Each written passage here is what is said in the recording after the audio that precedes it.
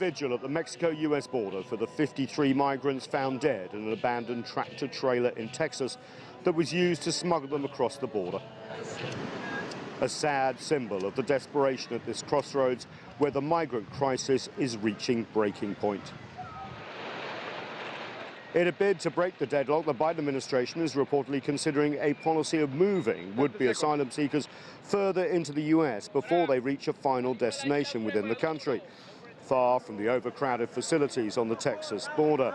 US officials are working with shelters in places like Los Angeles, Albuquerque, Houston and other cities before moving the migrants.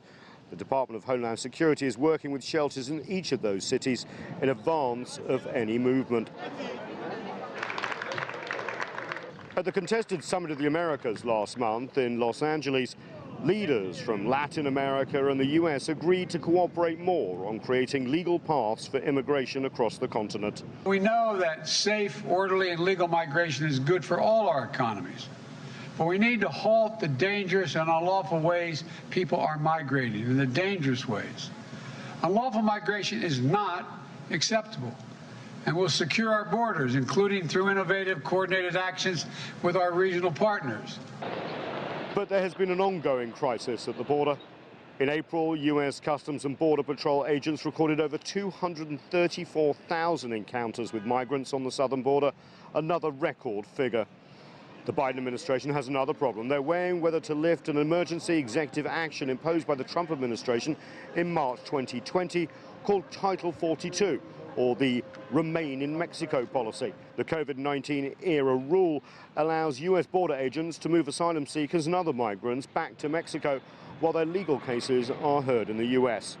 Stuck in squalid camps for months, possibly years, the humanitarian crisis is growing by the day. In Eagle Pass, the center is receiving up to 600 people per day, as opposed to 20 people per week in the beginning. Under this new plan, reportedly being considered by the White House, US federal money would pay for the travel and shelter costs of migrants to cities far from the US southern border in partnership with charities and, of course, the cities willing to take the migrants in.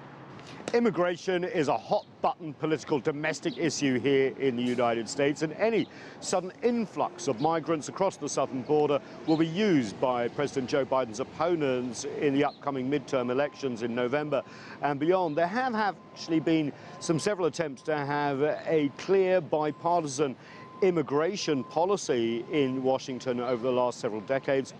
All have failed, and the immigration crisis gets worse and worse. Nathan King, CGTN, Washington.